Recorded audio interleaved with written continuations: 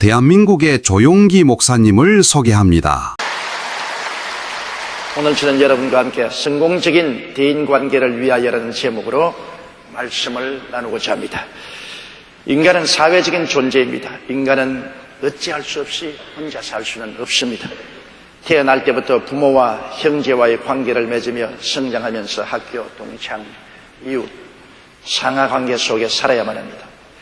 인간관계를 원만히 잘 이끌어가는 사람은 행복하고 성공적인 삶을 살아갈 수가 있습니다. 사람들의 얼굴 모습이 다 다른 것처럼 개성과 성격이 다 다르기 때문에 무엇이든지 내 마음대로 내 개성대로 살아가면 상호 부딪힘을 피할 수가 없습니다. 어떻게 하면 최선의 인간관계를 갖고 삶을 살아갈 수가 있을까요? 첫째로 우리는 이 세상에 살면서 내 중심으로 살지 말고 항상 이해하며 살려고 노력해야 됩니다. 우리가 서로 함께 살며 서로 이해하고 살려면 반드시 대화가 필요한 것입니다. 일방적으로 자기 의견만 말하고 상대가 따라만 오기를 원하면 이것은 대화가 되지 않습니다. 저는 제가 인생을 다시 산다면 우리 애들 교육할 때 일방적인 내 의견만 말하지 않고 애들의 의견도 들어가면서 키웠을 것이라고 생각합니다. 저는 그걸 몰랐는데 애들이 커서 늘 하는 말이 아버지는 일방적으로 명령만 하고 우리 말은 듣지 않는다. 저는 그걸 몰랐습니다. 애들에게는 내가 명령만 하면 되는 일이지 애들 말에 귀를 기울일 필요가 없다고 생각했는데 그 결과로 애들의 마음속에 굉장한 상처를 입히고 아버지에 대한 이미지가 많이 우겨졌다는 것을 지금 생각할 때 지금 다시 애들을 키운다면 그렇게 하지 않겠다고 생각을 합니다. 사람들은 일방적인 자기 의견만 말하고 상대가 다만 따라오기를 원하는 일이 많이 있습니다. 그렇게 하면 대화가 되지 않죠. 혹은 상대의 이해만을 요구하는 사람입니다. 자기의 의견만 상대에게 강요를 하려고 자꾸 이해해달라고만 요구하면 이것도 대화가 되지 않습니다. 로마서 15장 2절에 우리 각 사람이 이웃을 기쁘게 하되 선을 이루고 덕을 세우도록 할지니라고 말하셨습니다. 요사이 부부 문제가 많이 생겨서 가정이 파괴되는데 부부들이 대화를 잘 하지 않고 부딪혀 싸우는 일이 많습니다. 대개 보면 세 가지 부류로 나눌 수가 있는데 공멸형이 있습니다. 함께 싸움이 붙으면 그 자리에서 너 죽고 내 죽자. 공멸형입니다. 남편 죽이고 아내도 죽이고 우리 다 박살내버리죠. 또 그 다음에는 잠복형이 있습니다. 전부 말을 듣고는 마음에 감추고 언제 기회가 있으면 화산처럼 폭발해버리겠다는 그런 잠복형이 있습니다. 그 다음에는 대화형이 있습니다. 실타래 풀듯이 말로서 서로 다 풀어나가면서 문제를 해결하는 사람이 있는 것입니다.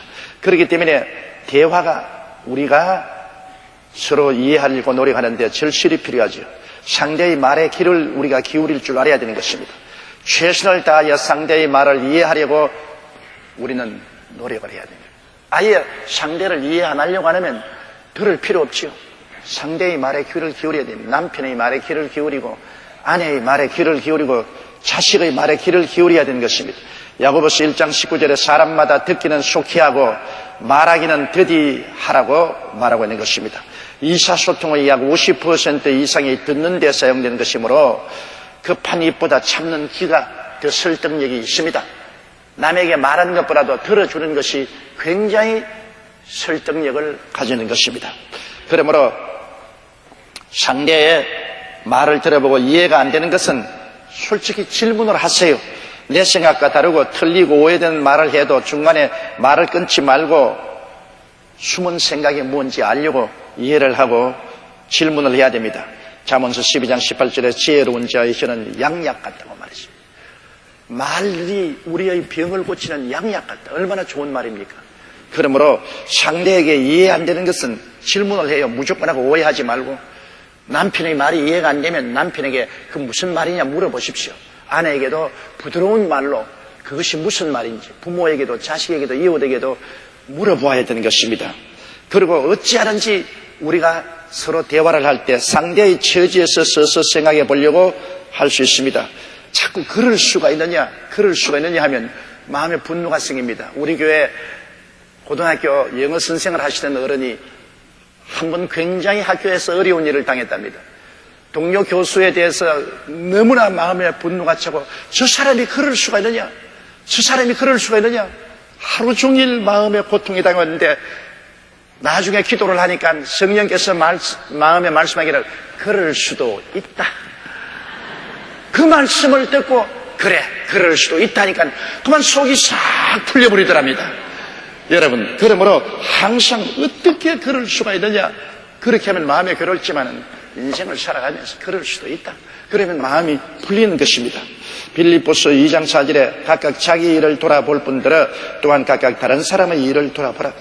자기 중심으로만 생각하지 말고 다른 사람 편에 서서도 생각해 보라는 것입니다. 여러분, 서로 이해하고 존중해야 우리는 이 세상에서 잘 살 수 있죠. 옛날 어떤 동네에 한 가난한 사람의 집 바로 위에 큰 부잣집이 살았는데 그 부잣집에서 밤낮 꾸중물을 흘러보내니까 가난한 사람의 마당으로 그냥 꾸중물이 쑥 흘러가는데 썩은 냄새가 나고 온갖 더러운 찌끄러기가 옵니다. 그래서 가난한 사람이 부잣집에 가서 말씀을 드렸습니다. 집이 위에 있으니까 꾸중물을 부으니 우리 앞마당으로 다 흐르는데 좀 하수도관을 박아서 다른 데로 돌려주십시오. 그러니까 그 주인이 허리에 손을 탁 얹고서 너트를 웃으면서 여보시오, 물은 원래 높은 데서 낮은 데로 흐르는 것이 자연의 법칙입니다. 그러니 자연의 법칙을 누가 막으리요? 우리 집에서 꾸중물이 흐르면 낮은 집에 있으니까 물이 흘러가지 않아서 물 흘러가는 거 실컷들랑 집 팔고 가세요. 아, 그래요? 알았습니다. 내려와선 그 아랫집에 있는 사람이 높이 꿀뚝을 하나씩 왔습니다. 그러고 난 다음에 막 부엌에다가 온갖 공해 나는 폐타이어로부터 시작해서 온갖 것을 다 태웠어요. 꿀뚝에서 크면 연기가 막 나는데 연기는 원래 밑에서 위로 올라가는 것이기 때문에 윗집을 막 덮었습니다. 그 윗집에서 내려와서 말했습니다. 아이고, 이 꿀뚝을 이렇게 높여서 연기가 우리 집을 덮으면 어떻게 합니까? 그러니까 밑에서 팔짱을 끼고 원래 자연 법칙에 의해서 연기는 밑에서 위로 올라가는 것인데 난들 어떻게 하란 말입니까? 윗집에서 할 수 없이 집을 팔고 갔다는 말이십니다. 여러분, 서로 이해를 하고 대화를 했으면 이 문제가 해결될 수 있지 않겠습니까? 그러나 이해하지 않고 자기 고집만 부리면 서로가 다 고통 속에 빠지게 되는 것입니다. 둘째로 우리가 인생을 잘 살기 위해서는 온유하게 서로 동정하며 살아야 되는 것입니다. 인간은 모두 감정적인 존재입니다. 모두 관심과 호의를 가지고 따뜻하게 마음을 감싸주기를 원합니다. 강도만 난 사람에 대한 이야기가 성경에 기록되어 있지 않습니까? 그런 예루살렘에서나 여리고로 가다가 강도를 만나서 피투성이가 되어 쓰러졌는데 율법주의자인 제사장은 와서 손짓만 하고 비평과 판단만 하고 지나갔습니다. 그 피투성이 된 사람을 도와주지 않았습니다. 그 다음에 의식을 주장하는 레위 사람이 와서 보고 종교적인 의식만 잠깐 지평해주고 지나갔습니다. 도와주지 못했습니다. 그러나 선한 사마리아인은 짐승에서 내려서 그에게 포도주를 붓고 기름을 바르고 붕대로 감아주고 짐승에 태워서 주막집으로 데려다가 돌보아주었다는 것입니다. 누가 참 선한 이웃이냐? 여기에 율법적으로 교훈이나 하고 지탄이나 하고 간 제사장이냐? 아닙니다. 종교적인 의식이나 베푼 레위 사람이었더냐? 그것도 아닙니다. 누가 좋은 이웃이냐? 동정과 사랑을 베풀으신 선한 사마리아인이었습니다. 오늘 모든 사람들은 이 세상에 살면서 크고 적은 상처를 가슴에 안고 삽니다. 모든 사람들은 참된 따뜻한 관심과 호의를 원하는 것입니다. 그러므로 베드로전서 3장 8절에 너희가 다 마음을 같이하여 채율하며 형제를 사랑하며 불쌍히 여기며 겸손하라. 형제를 사랑하고 이웃을 불쌍히 여기면서 살아야 되는 것입니다. 그렇기 때문에 서로 대화할 때도 몰인증하게 하지 마십시오. 여러분, 부부간에 한평생을 살 때 처음은 육정으로 살고 그 다음엔 인정으로 살고 나이 늙으면 불쌍히 여겨서 동정으로 산다고 합니다. 부부간에 서로 대화할 때도 여러분 부인이 이야기인데 남편은 신문만 들여다보고 모욕적으로 느낍니다. 텔레비만 들여다보고 무슨 말을 해도 거기만 끄덕끄덕. 나중에 내가 무슨 말 했죠? 몰라. 무슨 말 했어? 그러면 굉장히 모욕을 느끼지 않습니까? 항상 대화 중에 눈과 입을 서로 바라보면서 대화를 해야 됩니다. 남편이 이야기하면 부인이 남편 얼굴을 딱 쳐다보세요. 눈과 입을 쳐다보세요. 부인이 이야기하면 부인의 얼굴을 쳐다보세요. 어린아이가 자식들이 이야기한다고 무시하지 말고 얼굴과 입술을 쳐다보십시오. 그래야 상대의 인격을 존중하는 것입니다. 대화 중 다른 곳에 신경을 쓰고 무시하는 태도를 취하면 이야기하는 사람이 굉장히 모욕을 느끼지 않습니까?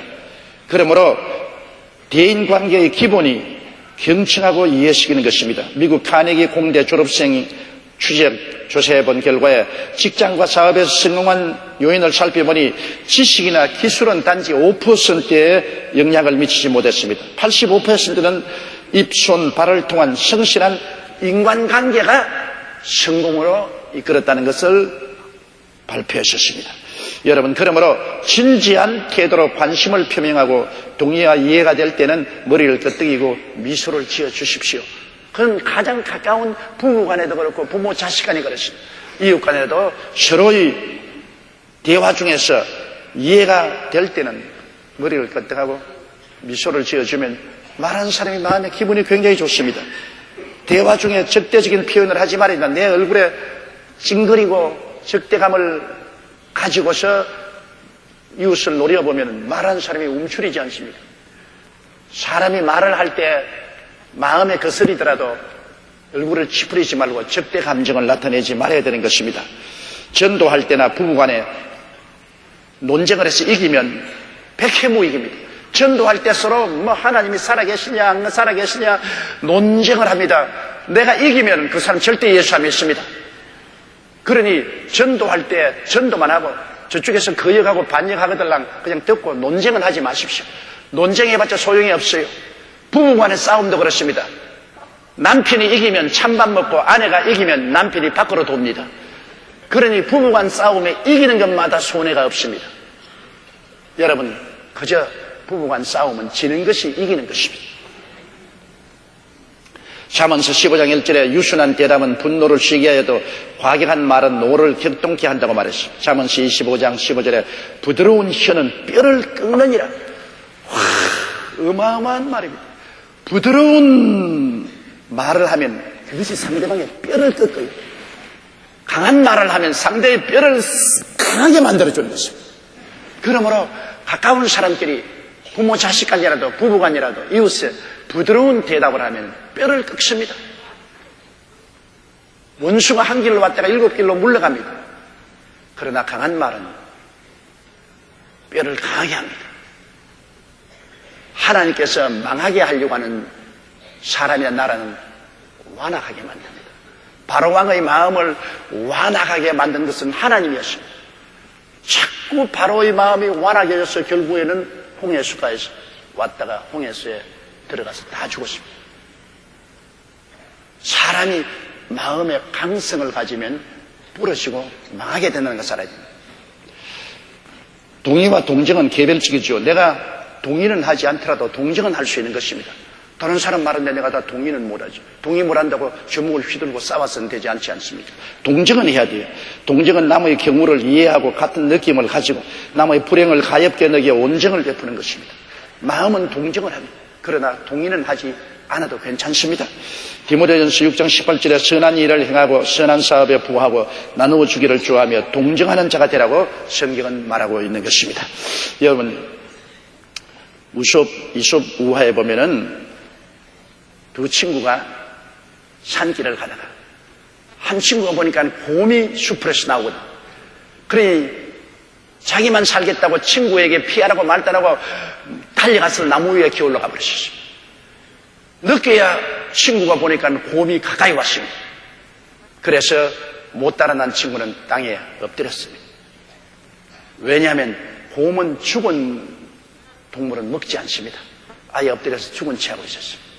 곰이 와서 이리 뒤직 저리 뒤직 해보고 코로 냄새를 맡아보니까 숨을 안 쉬고 딱, 아, 죽었구나. 곰이 그냥 걸어가 버렸습니다. 한참 만에 친구가 나무에서 내려와서, 야, 곰이 너를 뒤적뒤적 하더니 내 귀에 대고 무슨 말을 속삭속삭 하고 갔는데 무슨 말을 하냐? 위기 때 친구를 버리고 달아난 놈하고는 절대로 친구하지 마라. 그러고.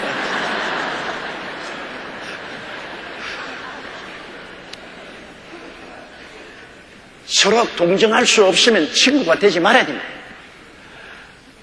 자기 중심으로만 살고 어려움을 당할 때 친구를 버리는 것은 참으로 우리가 진실로 인간의 대화 생활에 부적절한 것입니다. 셋째로 우리는 서로 좋은 인간관계를 맺기 위해서는 칭찬에 인색하지 말아야 되는 것입니다. 우리가 항상 마음을 긍정적으로 대하도록 결심을 해야 됩니다. 마음이 비평적, 부정적으로 대하면 항상 결점만 보이고 결점을 찾게 됩니다. 굉장히 잘못된 심정이요. 자기도 불행하고 남도 불행하게 만듭니다. 마음이 부정적으로 되어 있으면 별 도리 없이 자꾸 다른 상대의 부정적인 면, 결점만 찾아내게 되기 때문에 그렇게 하면 자기도 불행하고 남도 불행하게 만들고 마는 것입니다. 마태복음 7장 3절에 어찌하여 형제의 눈 속에 있는 티는 보고 내 눈 속에 있는 들보는 깨닫지 못하냐고 말하고 있는 것입니다. 우리가 선하게 생각하면 선하게 보게 되고 선하게 말하게 되죠. 그렇기 때문에 상대방의 장점과 능력을 항상 발견하고 그를 돋보이게 해야 되는 것입니다. 누구에게나 한 가지 이상의 장점과 능력은 하나님이 주셨습니다. 성경에는 온갖 것을 그 지으며 적당하게 지으셨다고 하나님이 말씀하셨습니다. 탈무드에 보면은 아내는 남편을 왕으로 대우하고 남편은 아내를 왕비로 대해주라고 말하셨습니다. 그럼 가정에서 여러분, 아내가 남편을 왕으로 대접하면 좋아 안 할 남자가 아무도 없어요. 임금님 대하듯이 대해주라. 그리고 또 남편은 아내를 왕후 대하듯이, 왕비 대하듯이 대해주라. 서로 그렇게 존귀하게 느끼면 여러분 서로 화해하고 좋은 인간관계를 맺을 수가 있지 않겠습니까? 마태복음 7장 12절에도 무엇이든지 남에게 대접을 받고자 하는 대로 너희도 남을 대접하라고 말하셨습니다. 그렇기 때문에 가정의 화목은 결혼하기 전에 눈을 부릅뜨고 단점이 있는지 없는지 살펴보고 난 다음에 일단 결혼을 했으면 그때는 눈을 지그시 감고 장점만 바라보고 단점은 바라보지 말라고 말하고 있습니다. 우리가 서로 장점과 능력을 발견해서 돋보이게 하면은 좋은 인간관계를 맺을 수 있는 것입니다. 그리고 잘하는 일에는 아낌없이 칭찬을 하십니다. 우리들은 칭찬에 너무나 능통하지 못합니다. 아주 야박하리만 칭찬을 하지 않습니다. 그러나 비난하라면 하루 종일 입에 침이 마르도록 비난을 할 수 있습니다. 그렇기 때문에 우리는 잘하는 일에 아낌없이 칭찬할 줄 알아야 됩니다. 왜냐하면 칭찬은 상대를 황홀하게 만들어주는 것입니다. 사람이 마음의 황홀감을 느낀다는 것은 그 사람이 굉장히 행복하게 만들어줍니다. 칭찬을 들으면 황홀해지고 그 다음에 굉장히 행복해지는데, 자기가 행복해지는데 남을 여러분 해칠 리가 있겠습니까? 잠언서 16장 24절에 선한 말은 꿀송이 같아서 마음에 달고 뼈에 양약이 된다고 말했습니다. 칭찬, 선한 말은 마음에 꿀송이 같아서 마음에 달고 뼈에 양약이 된다. 이렇게 좋은데 왜 우리가 가까운 사람끼리 서로 칭찬을 안 합니까? 남편을 칭찬하고 아내를 칭찬하고 부모를 칭찬하고 자식을 칭찬하고 이웃을 칭찬하면 그 말이 꿀송이 같아. 마음에 달고 뼈로 양약이 되게 합니다. 이런 좋은 일을 왜 우리가 안 하겠습니까? 여러분, 문서에 보면은 칭찬하는 일이 생겼을 때는 즉시 칭찬하라고 말합니다. 그걸 나중에 하지 말고 그 자리에 칭찬하라. 잘한 점을 구체적으로 칭찬. 이것 참 잘했다고 칭찬하라. 가능한 한 공개적으로 칭찬. 부인을 칭찬하고 싶거든 애들 있는 데서 칭찬해요. 몰래 방에 들어가서 그 애 대놓고 칭찬하지 말고 애들 있는 데서 야, 너 어머니 정말 보통 여자 아니다. 음식 솜씨도 좋거니와 사람 대하는 태도가 얼마나 좋으냐. 황홀함을 느낍니다. 아내들 여러분, 남편을 칭찬할 때 애들이나 시집 식구들 앞에서 칭찬하라고요. 우리 남편 정말 내가 봐도 굉장히 훌륭하다. 내가 데리고 살기엔 아까운 사람이다. 얘가 구체적으로 칭찬해 주십시오. 남편이 확 몰감을 느끼죠. 그 부인에 대해서 얼마나 감사하게 느끼겠습니까? 그리고 결과보다는 과정을 칭찬하십시오. 결과는 잘못되었을지라도 지나온 과정은 잘한 것이 많습니다. 그런 것을 들어서 우리가 칭찬을 해야 되는 것입니다. 칭찬은 힘이 있어요. 적을 아군으로, 원수도 은인으로 만들 수가 있습니다. 칭찬이 늘어나면 원망도 없어집니다. 칭찬은 돈 안 들고 기 살리는 대단한 처방입니다. 칭찬은 사람을 바꾸는 유일한 방법입니다. 그러므로 잘하는 일에 아낌없이 우리가 칭찬을 해야 되는 것입니다. 칭찬을 잘하는 사람은 훌륭한 남편, 훌륭한 아내, 부모, 자식, 이웃이 될 수 있습니다. 칭찬하는 데는 큰 에너지가 필요한 것도 아니고 비용이 많이 드는 것도 아닙니다. 그럼에도 불구하고 칭찬에 인색한 사람은 인생의 실패자가 되는 것입니다. 넷째로 우리는 모든 일에 늘 용서하는 마음을 가져야 됩니다. 미움과 분노는 어마어마한 스트레스가 됩니다. 마음의 평화와 기쁨이 우리가 미워하고 분노하면 다 파멸되어 버리고 맙니다. 야고보서 1장 20절에 사람의 성내는 것이 하나님의 의를 이루지 못함이라고 했었습니다. 잠언서 16장 32절에 노하기를 더디하는 자는 용사보다 낫고 자기의 마음을 다스리는 자는 성을 빼앗는 자보다 낫다고 말했습니다. 과장된 것 같다고 생각합니까? 그렇지 않습니다. 노하기를 더디하는 자는 용사보다 낫다고 그랬습니다. 자기 마음을 다스리는 자는 성을 빼앗는 자보다 더 낫다. 그렇게 하나님이 인정한 것입니다. 그리고 주님은 주기도문에서 미워하는 자 일이 있거든 먼저 용서하라고 하셨습니다. 마태복음 6장 14절로 15절에 너희가 사람의 과실을 용서하면 너희 천부께서도 너희 과실을 용서하시려니와 너희가 사람의 과실을 용서하지 아니하면 너희 아버지께서도 너희 과실을 용서치 아니하리라고 말합니다. 우리가 이웃을 용서하는 것과 우리가 하나님 앞에서 용서받는 것이 이와 같이 서로 연결되어 있습니다. 늘 뛰기와 같습니다. 한 사람이 너를 잘 뛰면 다른 사람이 높이 올라가서 또 잘 뛰는 것처럼 우리가 용서하면 하나님 용서를 받고 우리가 용서하지 아니하면 우리 하나님의 용서를 받지 않는 상대성을 가지고 있는 것입니다. 베드로에게는 7번 용서하는 것이 참으로 그가 할 수 있는 최선의 일이라고 말했습니다. 그래서 주님께 말해서 주님, 이웃이 나에게 해를 끼쳤을 때 내가 7번만 용서하면 됩니까? 주님께서 베드로 보시고 7번씩 70번이라도 죄를 짓고 돌아서서 잘못했다 하거든 용서해 주라고 말하셨습니다. 그것은 490번을 용서하라는 말인데 여러분 하루에 490번 용서하라는 것은 무한대로 회개하거든 용서해 주라고 말씀하신 것입니다. 누가복음 17장 3절로 4절에 너희는 스스로 조심하라. 만일 내 형제가 죄를 범하거든 경계하고 회개하거든 용서하라. 회개하거든 용서하라. 뭐 회개도 안 하는데 용서해 줍니다. 용서해 줍니다고 돌아다니는 말은 하지 않습니다. 죄를 범하거든 경계하고 회개하거든 용서하라. 만일 하루 7번이라도 내게 죄를 얻고 7번 내게 돌아와서 내가 회개하노라 하거든 너는 용서하라 하시다. 누가복음 6장 37절에는 비판치 말라. 그리하면 너희가 비판을 받지 않을 것이요 정죄하지 말라. 그리하면 너희가 정죄를 받지 않을 것이요 용서하라. 그리하면 너희가 용서를 받을 것이라고 말하고 있는 것입니다. 칭찬은 사랑에서 나오고 비난은 원망에서 나옵니다. 칭찬하면 칭찬이, 비난하면 비난이 돌아오는 것은 마땅한 일이 아닙니까? 그 다음 다섯째로 우리는 항상 화해하고 살아야 돼요. 담을 쌓아놓고 살지 말아야 돼요. 화해란 인간관계를 정상화하는 것입니다. 용서와 화해는 항상 같이 가요. 용서하면 화해해야 됩니다. 용서를 해주고 난 다음 화해 안 하면 소용이 없어요. 고린도후서 5장 18절로 21절에 모든 것이 하나님께로서 났나니 제가 그리스도로 말미암아 우리를 자기와 화목하게 하시고 또 우리에게 화목케 하는 직책을 주셨으니 이런 하나님께서 그리스도 안에 계시사 세상을 자기와 화목케 하시며 저희의 죄를 저에게 돌리지 아니하시고 화목케 하는 말씀을 우리에게 부탁하시느니라. 그러므로 우리가 그리스도를 대신하여 사신이 되어 하나님이 우리로 너희를 군민하신 같이 그리스도를 대신하여 간구하노니 너희는 하나님과 화목하라.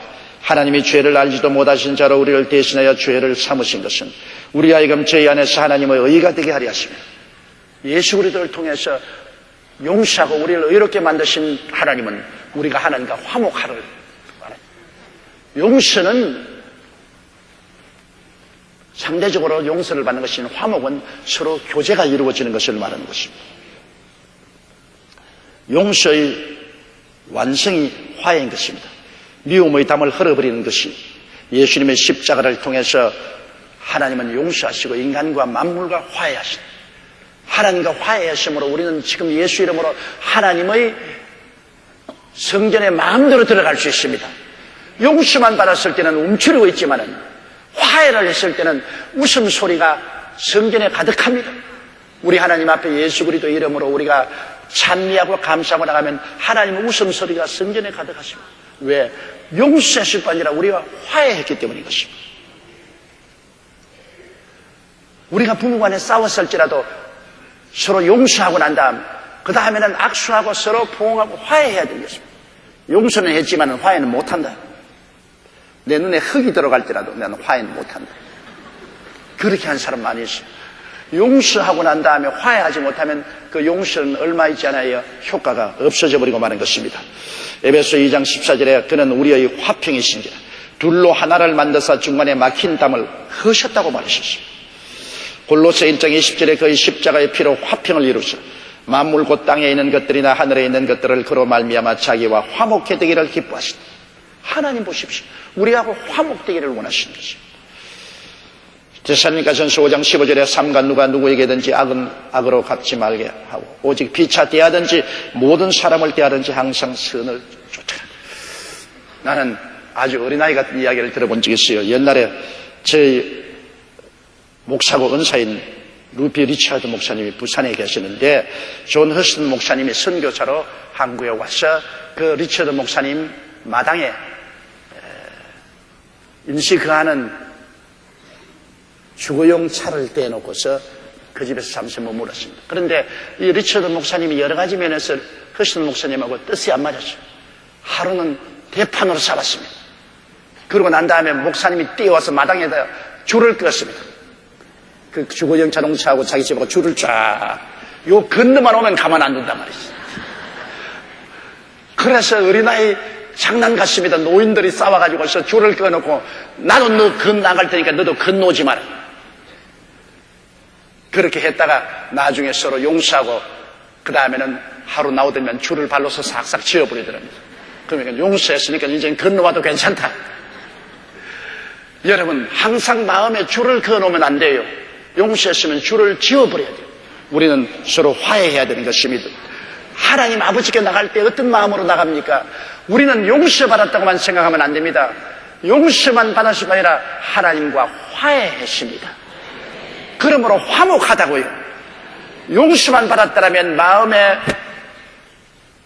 움츠림이 있을 것입니다. 그러나 하나님과 화해해버렸습니다. 화목했습니다. 이제는 과거가 다 없었습니다. 하나님과 악수하고 하나님과 포옹하고 하나님 품에 안겼으니 우리가 예수 그리스도를 인하여 강하고 담대하게 하나님 앞에 나갈 수가 있습니다. 용서만 받았을 뿐 아니라 하나님과 화해한 사람인 것입니다. 옆에 분들에게 당신은 하나님과 화해한 분입니다. 그렇게 인사해 주십시오. 그러니 하나님과 여러분 사이에 막힌 담이 없습니다. 자유왕래할 수 있게 된 것입니다. 그러므로 우리 예수 믿는 사람이 얼마나 영광스럽고 놀라운 특권을 가지고 있지 않습니까? 막힌 담이 없이 하나님 앞에 마음대로 출입할 수 있고 마음대로 기도하고 감사하고 찬양할 수 있으니 이처럼 위대한 은혜가 있을 수가 없습니다. 여섯째로 우리가 좋은 인간관계를 갖기 위해서는 사랑하며 살아야 됩니다. 사랑은 받는 것이 아니라 주는 것입니다. 하나님이 세상을 이처럼 사랑하사 주셨으니 독생자를 주셨습니다. 사랑이라는 것은 항상 이웃에게 도움을 베푸는 것이지 도움을 받으려고 하는 것이 아닙니다. 사도행전 20장 35절에 곧 이같이 수고하여 약한 사람들을 돕고 또 주 예수의 친히 말씀하신 바 주는 것이 받는 것보다 복이 있다 하심을 기억하여야 할지니라고 말씀하고 있는 것입니다. 누가복음 6장 38절에도 주라 그리하면 너희에게 줄 것이니 곧 후회되어 누르고 흔들어 넘치도록 하여 너희에게 안겨주라고 말해요. 사랑은 주는 것이죠.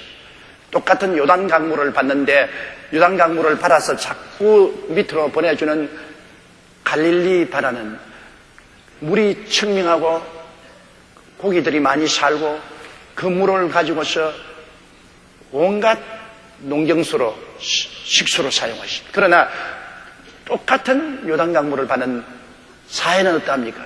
사해는 해발 400에서 500m로 낮습니다. 물을 자꾸 바라만 들이고 전부 물이 증발하기 때문에 물이 흘러내려가지 않습니다. 받기만 받고 내보내질 않아요. 그러므로 보통 바닷물의 염분은 3%인데 그곳의 염분은 25%입니다. 물고기가 못 삽니다. 사람이 들어가도 빠져 죽지 않습니다. 뜹니다. 그 물은 농경수도 못 쓰고 식수로도 못 씁니다. 죽은 바다인 것입니다. 똑같은 요단강 물을 받아도 받는 대로 내보내주는 갈릴리 호수는 살아있는 호수지만 받기만 받고 안 내주는 사해는 죽은 바다인 것입니다. 우리가 하나님의 사랑을 예수 그리스도로 받았으면 그 사랑을 가지고 이웃을 사랑해야 되는 것입니다. 가족을 사랑하고 이웃을 사랑하면 자기가 그 그리스도의 사랑 속에 살아있지만은 내가 그리스도의 사랑만 주시옵소서 하고 이웃을 사랑하지 않고 사랑의 구두쇠가 되면은 얼마 전에 그 영혼도 죽어버리고 마는 것입니다. 그러므로 사랑은 여러분 주는 것이고 또 적극적입니다. 사랑은 소극적이 아닙니다. 할 수 없이 뛰밀려서 사랑하는 것이 아니라 부모와 자식 사랑하는 것 적극적으로 사랑하지 않습니다. 할 수 없이 의무와 책임 때문에 사랑하는 것이 아닌 것입니다. 사랑하는 자가 수고를 걸머지는 것입니다. 예수 그리스도 보십시오. 우리가 어디 구했습니까? 구하지도 않는데 우리를 사랑하사 친히 사람으로 오셔서 당신이 적극적으로 나가 십자가를 걸머지고 몸을 찢고 피 흘려 우리의 죄를 다 대속하시고 수고하고 무거운 짐인 자는 내게로 오라고 초청하는 얼마나 적극적인 사랑이 아닙니까? 요한일서 3장 18절에 자녀들아 우리가 말과 혀로만 사랑하지 말고 오직 행함과 진실함으로 하자. 사랑은 적극적으로 이웃을 도와주는 것입니다. 어떤 농부가 좋은 옥수수 씨앗을 얻었어요. 그래서 그 옥수수를 자기 밭에다가 심고 크게 기다리려는데 추수 때 보니까 그냥 토종 옥수수 알갱이가 꽉 들어차 있습니다. 계량 옥수수로 슈퍼 옥수수가 이를 주었는데 토종이 그대로 났습니다. 그래서 너무나 실망해서 밭둑에 흙을 고이고 앉아서 가만히 바람이 이웃집 옥수수 밭에서 자기 밭으로 불고 있어요. 늘 바람이. 가만히 보니까 이웃집 옥수수 밭 꽃가루가 자기 밭으로 불어와서 전부 교배를 하는 거죠. 그러니 슈퍼 옥수수 씨앗을 심어도 꽃가루는 이웃 밭에서 바람을 타고 날아와서 자기의 옥수수에 교배를 시키므로 전부 토종 옥수수밖에 안 생겨나요. 알았다. 그 이름에는 슈퍼 옥수수 씨앗을 2배를 구해가지고서 이웃 농꾼에게 선물로 주었습니다. 이거 좋은 옥수수 심으라고. 그래 그 슈퍼 옥수수니까 슈퍼 옥수수 가루가 자기 밭으로 바람을 받아서 날라오니까 전부 슈퍼 옥수수가 되고 마는 것입니다. 보십시오. 나누면 너도 살고 나도 살고 다 살게 되는 것입니다. 내만 살겠다고 하면 너도 죽고 나도 죽는 것입니다. 사랑은 건설적인 것이죠. 그것은 왜냐하면 허다한 허물을 덮기 때문인 것입니다. 어머니가 어린아이가 잘못해서 울고 올지라도 치마폭으로 안고 눈물을 흘리는 애 눈물을 닦아주고 용서해주고 그러면 마음이 얼마나 어린아이가 치료받지 않습니까? 우리가 어릴 때 어머니 치마폭에 머리를 박고 울면서 어머니의 위로를 받았던 기억이 한두 번은 다 같이 있을 것입니다. 베드로전서 4장 8절에 무엇보다 열심으로 서로 사랑할지니 사랑은 허다한 죄를 덮느니라. 잠언서 10장 12절에 미움은 다툼을 일으켜도 사랑은 모든 허물을 가리우느니라. 사랑하는 자는 허물을 가립니다. 부모가 자식이 잘못한 걸 알면서도 자식의 허물을 다른 사람에게 자꾸 감춥니다. 왜냐? 사랑하기 때문인 것입니다. 친정어머니가 딸을 비난하면 10번 변명하라고 감춥니다. 며느리 비방하면 한술 더 떠가지고 함께 비난을 합니다. 율법적인 관계는 무엇인지 율법으로 보기 때문에 허물을 덜 치워내죠. 율법은 허물을 덜 치워내는 것이 율법적 사명입니다. 사랑은 죄를 용서하고 덮는 것이 사랑입니다. 그러므로 여러분 이웃과의 좋은 관계를 가지려면 율법의 안경을 벗어버리고 그리스도의 사랑의 안경으로 갈아주고 허다한 허물을 용서하고 덮어버려야 되는 것입니다. 자꾸 과거를 덜추어내지 마십시오.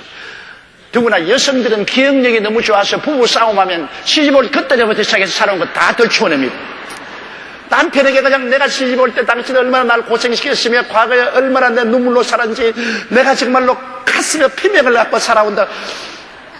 싸움하면 할 때마다 그 말을 하는 거예요. 그러면 남편이 도저히 감당을 못합니다.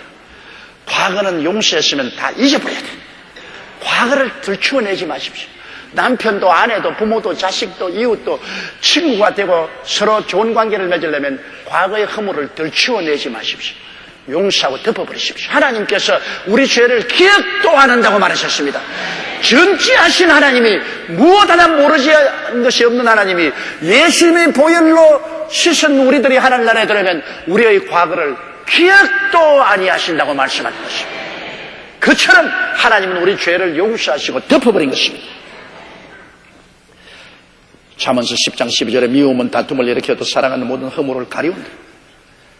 그러므로 여러분 우리가 그리스도의 사랑을 받았은즉 우리도 적극적으로 건설적으로 사랑할 줄 알아야 되는 것입니다. 사랑은 이웃에 대한 꿈을 잃지 않습니다. 환난 중에도 즐거워하고 인내와 연단과 소망을 가진 게 사랑입니다. 여러분 로마서 5장 5절에 소망이 부끄럽게 아니하면 우리에게 주신 성령으로 말미암아 하나님의 사랑이 우리 마음에 부음받는. 하나님은 죄를 짓고 불의하고 추악하고 버림을 받아야 마땅할 넝마 같은 인생도 하나님의 자녀가 될 수 있다는 소망을 가지고 있습니다. 하나님은 우리에 대한 소망을 버리지 않습니다. 세상이 다 날 버리고 나도 나를 버렸더라도 하나님은 그리스도의 보혈로 우리를 씻으시고 성령으로 거듭나게 하면 새 사람이 되고 하나님의 자녀가 될 수 있다는 소망을 버리지 않습니다. 하나님은 우리에 대해서 근질긴 소망을 가지고 있습니다. 이 하나님의 소망을 우리가 받아들였으니 우리도 이웃에 대해서 포기하지 말고 끊임없는 소망을 가져야만 되는 것입니다. 포기하면 안 돼요. 하나님이 우리를 포기 안 했는데 우리가 왜 우리 이웃을 포기합니까? 끊임없는 소망을 가지고 계속해서 하나님께 기도해야 될 것입니다. 여러분 로마서 8장 28절로 32절 말씀 기억하시죠? 하나님을 사랑하는 자 곧 그 뜻대로 부르심을 입은 자들에게는 모든 것이 합력하여 선하게 된다. 자기 아들을 아끼지 아니하시고 우리 모든 사람을 위하여 내어주시니까 그 어찌 그 아들과 함께 모든 것을 우리에게 은사로 주지 않겠냐고 말한 것입니다. 그러므로 사랑 안에는 끝없는 희망이 있는 것입니다. 오늘날 부부관계, 부모, 자식 관계가 잘 되지 못한 사람들이 너무나 많습니다. 더구나 오늘 젊은 세대는 직업교육이나 세상교육에만 전념하여 인간관계의 교육이 부족하므로 많은 가정이 마찰과 불화와 파괴를 가져오고 있습니다. 우리의 삶에 하나님의 도우심이 절실히 필요함을 알고 이해하고 동정하며 칭찬하고 용서하고 화해하며 사랑할 수 있는 힘을 항상 구하는 여러분 되시기를 주님 이름으로 축원합니다. 사람의 방언과 천사의 말을 할지라도 사랑이 없으면 아무 이익이 없습니다. 예언하는 능히 있어 모든 비밀과 모든 지식을 알고 사는 온전한 믿음이 있어도 사랑이 없으면 아무 자격이 없습니다. 내 몸을 불사른 데 내어주죠. 구제하도 사랑 없는 다른 동기로 하면 그것이 무슨 이익이 있습니까? 우리는 어찌하든지 내 가장 가까운 부부 간에 부모 자식 간에 내 형제 간 이웃 간에 우리는 좋은 인간관계를 맺고 사는 것이 우리 자신이 행복하고 이웃을 행복하게 만들고 이러한 것이 우리 인생 생활에 성공하게 만드는 85%의 이유가 되는 것입니다. 다 같이 고개 숙여 기도드리겠습니다. 사랑이 많으시고 거룩하신 하나님 아버지, 우리는 지금까지 너무나 이웃과 좋은 관계를 갖고 사는 기술이 부족했습니다. 하나님 아버지여, 우리 주 예수 그리스도 안에서 베푸신 하나님의 사랑을 깨닫고 우리는 이해하고 동정하고 용서하고 사랑하고 화해하고 화평한 마음으로 남을 나보다 낮게 여기며 앞에서 끌어주고 뒤에서 밀어주며 살아가는 우리들이 되게 도와주시옵소서. 예수님 이름으로 기도드립니다. 할렐루야. 아멘. 목사님 감사합니다. 구독과 좋아요는 제작하는 데 힘이 됩니다. 감사합니다.